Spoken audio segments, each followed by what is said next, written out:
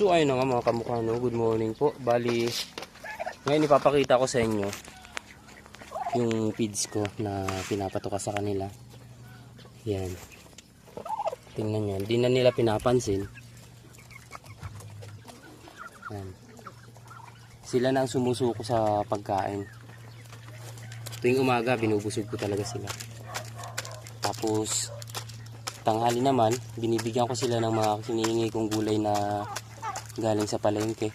Hinihingi kong gulay yon, mga basura na ng mga tindahan sa palengke.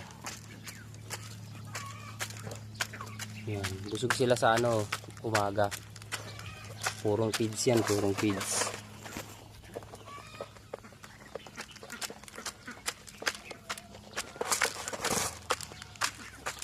One to sawa yan tuwing umaga.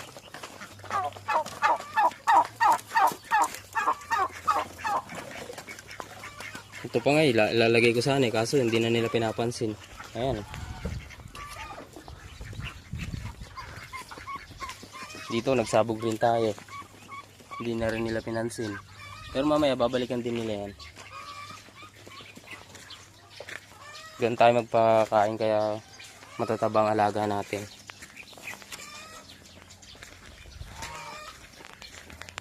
Ito.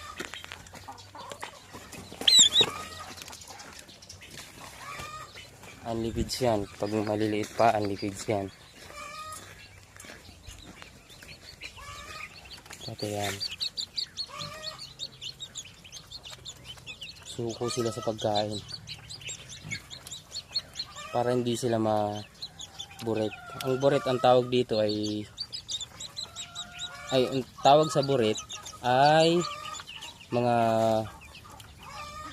matagal lumaki. Ganun. Naiiwanan sa paglaki. Kaya iniiwasan natin yung ganun. Ito, bigyan ulit natin sila ng mga pato. Pero mga busog na yan. Yung pato kasi wala silang kabusugan. Yung pag may pagkain, sige lang ng sige yan. Hanggang sa masiksik nila sa nila lalamunan. Hanggat kaya, tuka pa rin yan.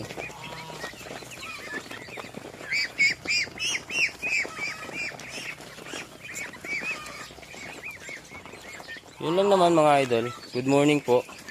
Bala kayo dyan. This is Master M. Oh yes.